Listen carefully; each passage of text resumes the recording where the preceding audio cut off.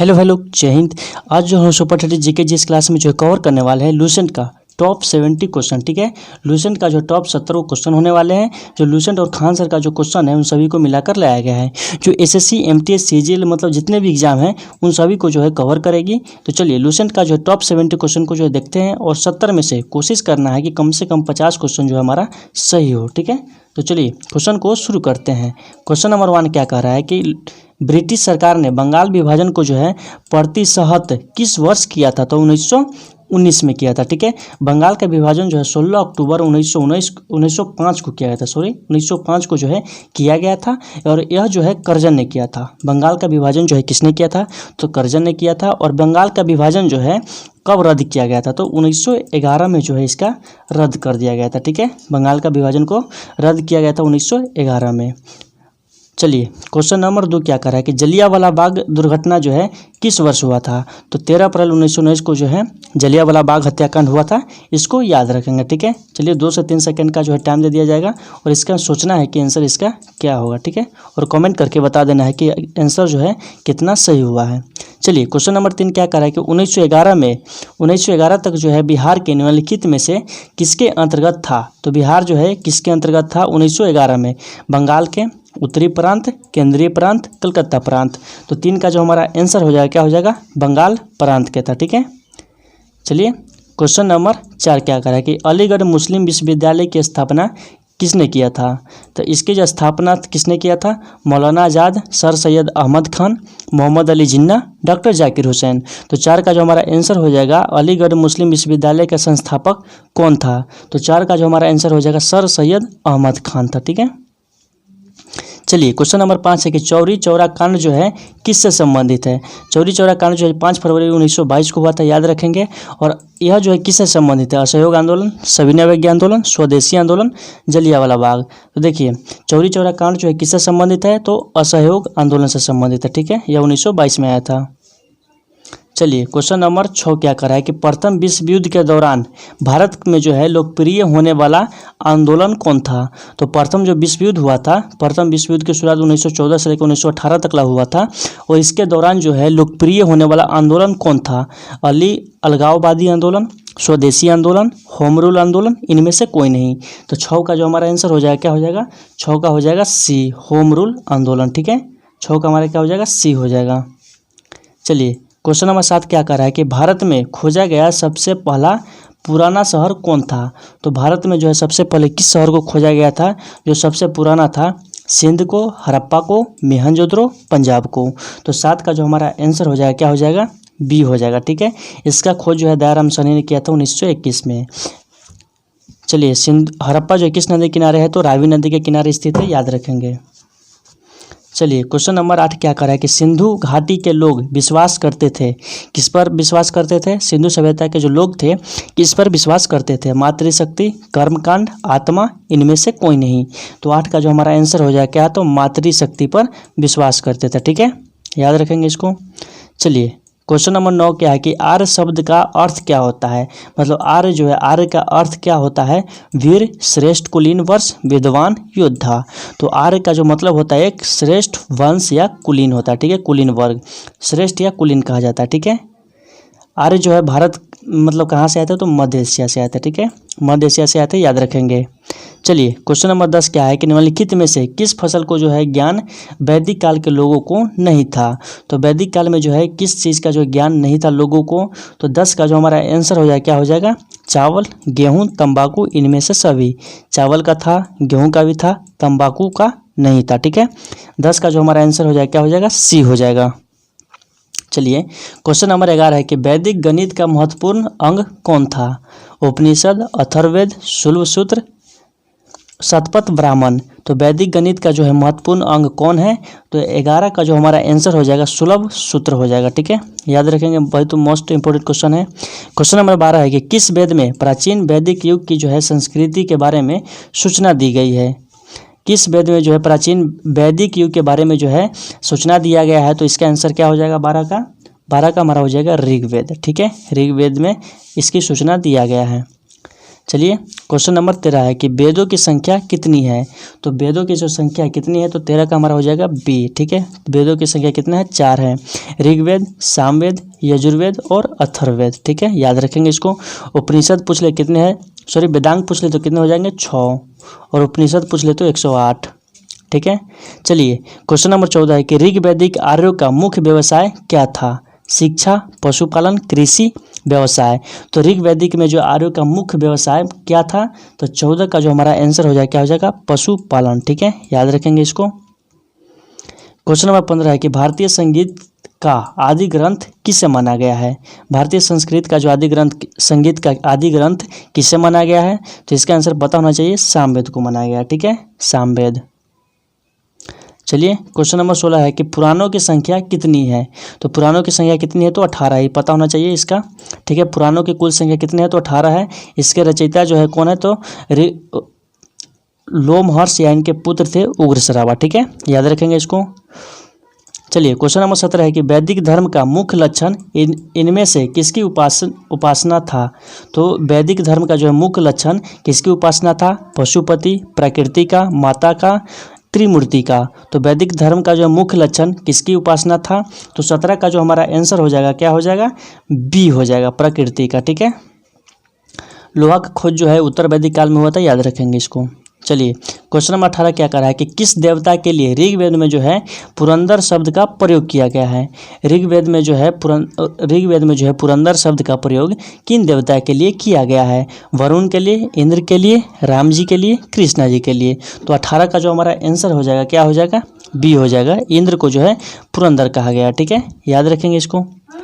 चलिए question number 19 है कि शुल्ब सूत्र किस विषय से संबंधित पुस्तक है। तो यह जो पीछे हम लोग डिस्कशन कर चुके हैं 19 का हमारा हो जाएगा क्या, ज्यामितीय से। ठीक है, ज्यामितीय। चलिए क्वेश्चन नंबर 20 है कि अस्तोमा सद्गमय कहाँ से लिया गया है। अस्तोमा सद्गमय जो है कहाँ से लिया गया है, अथर्ववेद से, यजुर्वेद, ऋग्वेद, उपनिषद। तो 20 का जो हमारा आंसर हो जाएगा क्या हो जाएगा, ऋग्वेद। ठीक है, ऋग्वेद से लिया गया है। चलिए जिसका देखिए एनालिसिस ज़्यादा नहीं किया जा रहा है क्योंकि वीडियो बहुत लंबा हो जाएगा। ठीक है, क्योंकि 70 क्वेश्चन है और 70 क्वेश्चन को जो है जल्दी से थोड़ा कवर करना है 20 से 25 मिनट के अंदर। चलिए धर्मशास्त्रों में जो है भू राजस्व का दर क्या था, 1/2, 1/4, 1/6, 1/5।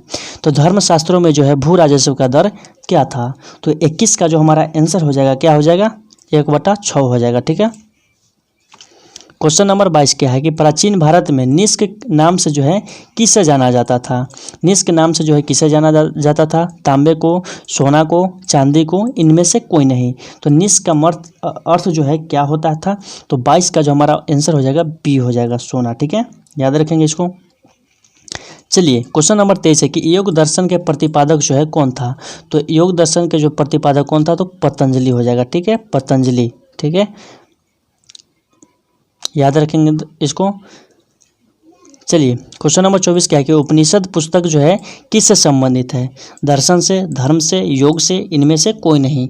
तो उपनिषद जो है किससे संबंधित है, तो 24 का जो हमारा आंसर हो जाएगा क्या हो जाएगा, ए हो जाएगा, दर्शन से संबंधित है। ठीक है, याद रखेंगे इसको। चलिए क्वेश्चन नंबर 25 है कि आरंभिक वैदिक साहित्य में स्थापित जो है वर्णित नदी कौन है। तो वैदिक साहित्य में जो है सबसे ज़्यादा किस नदी की चर्चा किया गया है, तो 25 का हमारा आंसर हो जाएगा सिंधु, गंगा, यमुना, सरस्वती। तो 25 का आंसर क्या हो जाएगा, सिंधु नदी का किया गया है सबसे अधिक बार। ठीक है, याद रखेंगे इसको।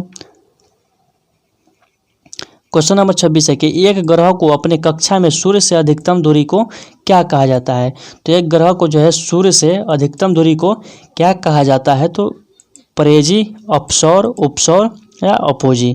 तो एक ग्रह जो अपने कक्ष में सूर्य से अधिक दूरी पर है तो उसको हम क्या कहेंगे, तो 26 का जो हमारा आंसर हो जाएगा अपसौर कहा जाता है। ठीक है, कम दूरी होगा तो उपसौर कहा जाता है, कम दूरी पर उपसौर कहा जाता है। ठीक है, याद रखेंगे। और अधिक दूरी है तो उसको अपसौर कहेंगे। चलिए अगला क्वेश्चन हमारा क्या है कि 27 नंबर क्वेश्चन है कि एक ग्रह को अपनी कक्ष में जो है सूर्य से न्यूनतम दूरी को क्या कहा जाता है, मतलब कम दूरी को जो है क्या कहा जाता है, तो 27 का जो हमारा आंसर हो जाएगा क्या हो जाएगा, उपसौर कहा जाता है।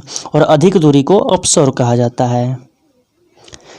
क्वेश्चन नंबर 28 है कि अंतरिक्ष में कुल कितने तारामंडल है, 97, 81, 95, 89। तो अंतरिक्ष में जो है कुल कितने तारामंडल है, तो 28 का जो हमारा आंसर हो जाएगा मेरे भाई 89 हो जाएगा, ठीक है, 89 है।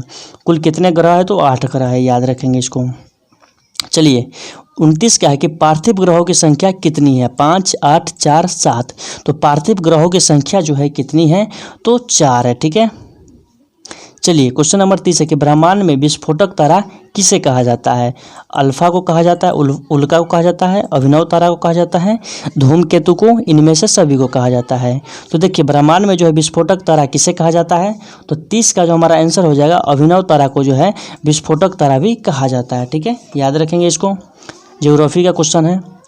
चलिए क्वेश्चन नंबर 31 है कि निम्नलिखित में से कौन सा एक तारा है, पृथ्वी, शुक्र, सूर्य, चंद्रमा। तो तारा जो है कौन हो जाएगा, तो 31 का जो हमारा आंसर है कौन हो जाएगा, सूर्य एक क्या है, तारा है। पृथ्वी क्या है, तो ग्रह है। शुक्र भी एक क्या है, तो ग्रह है। चंद्रमा क्या है, तो एक उपग्रह है, ठीक है, चंद्रमा पृथ्वी का उपग्रह है, याद रखेंगे इसको। चलिए क्वेश्चन नंबर 32 है कि सूर्य प्रकाश धरती पर पहुंचने में जो है कितना मिनट लगता है। तो कितना टाइम लगता है, सूर्य के जो प्रकाश होता है उसको धरती पर पहुंचने में कितना टाइम लगता है, 3 से 8 मिनट, 8 से 3 मिनट, 3 से 7 से 4 मिनट, 9 से 3 मिनट। तो 32 का जो हमारा आंसर हो जाएगा क्या हो जाएगा, 8 मिनट, ठीक है। चलिए 33 का है कि सूर्य के सबसे दूर कौन सा ग्रह है। बुध हो जाएगा, प्लूटो, वरुण, बृहस्पति। तो सूर्य से जो है सबसे दूर पर कौन सा ग्रह हो जाएगा, तो 33 का जो हमारा आंसर हो जाएगा क्या हो जाएगा, सी हो जाएगा, वरुण ग्रह, ठीक है, याद रखेंगे इसको। चलिए क्वेश्चन नंबर 34 है कि इनमें से कौन सा ग्रह जो है सूर्य के सबसे निकट स्थित है। तो सूर्य के सबसे निकट कौन स्थित है, बुध, प्लूटो, बृहस्पति, शुक्र। तो हमारा जो 34 का आंसर हो जाएगा क्या हो जाएगा, 34 का हमारा आंसर हो जाएगा बुध ग्रह, ठीक है, याद रखेंगे इसको। चलिए 35 क्या है कि किस ग्रह में चंद्रमा की तरह कलाएं होती है। मंगल, शनि, बुध, बृहस्पति।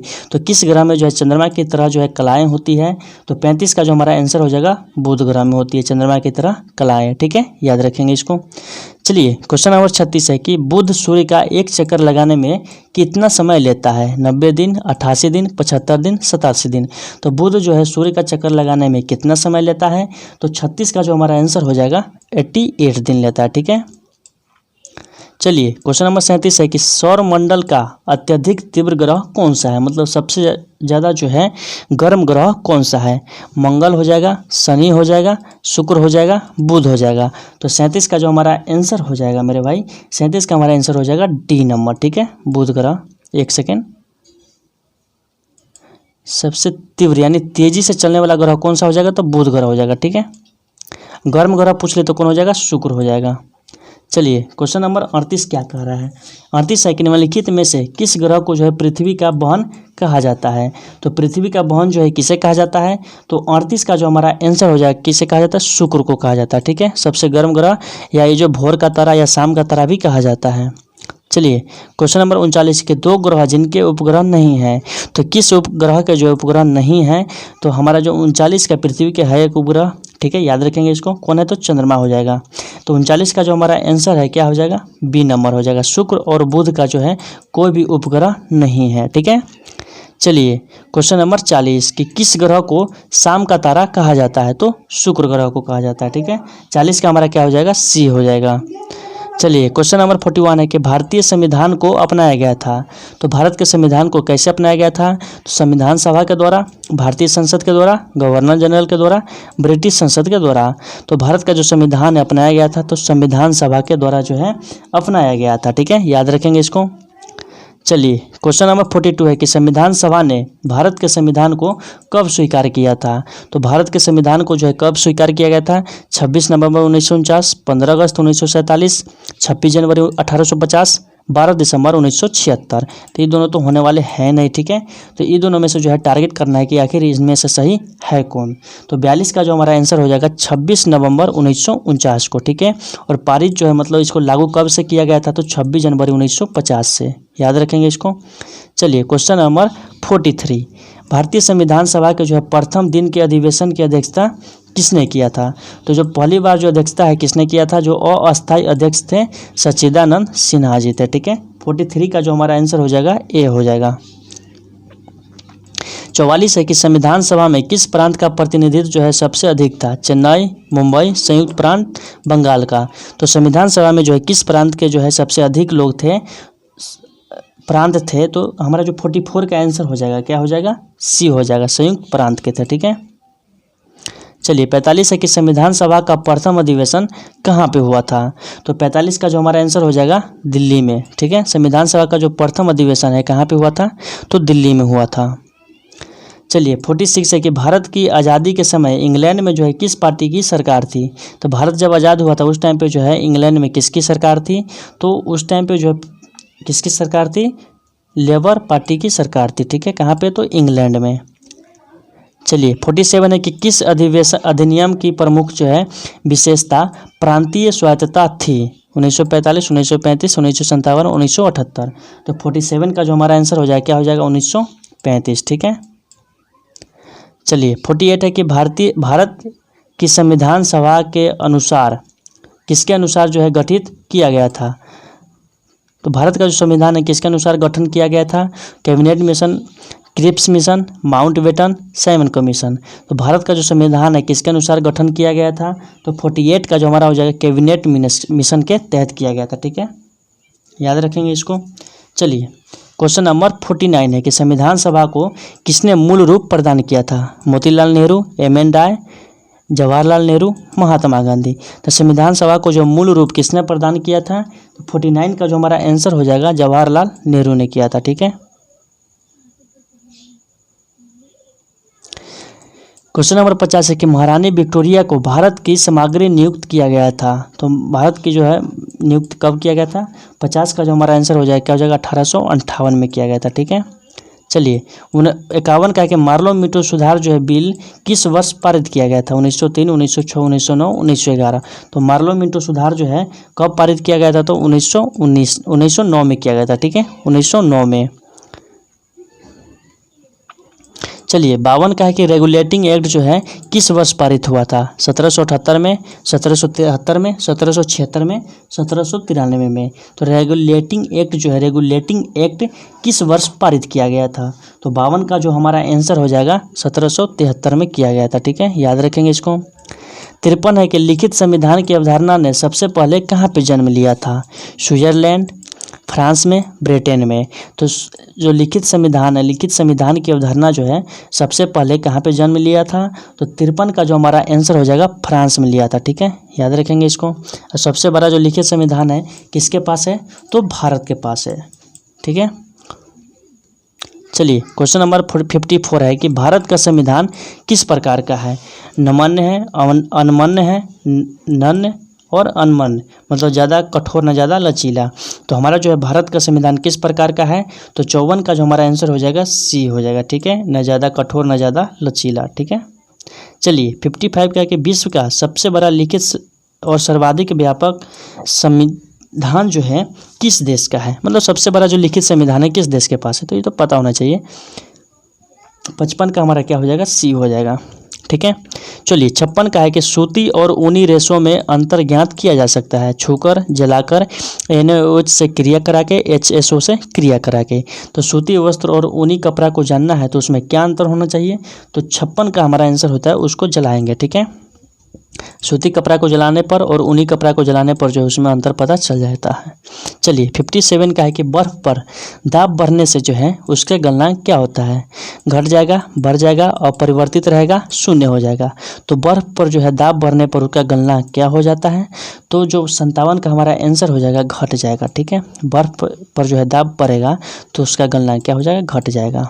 चलिए क्वेश्चन नंबर 58 है कि गर्मियों में सफ़ेद कपड़े क्यों पहनते हैं। गर्मियों में जो है सफ़ेद कपड़े क्यों पहना जाता है, उष्मा के बुरे अवशोषक हैं, सस्ते होते हैं, आकर्षक होते हैं, इनमें से कोई नहीं।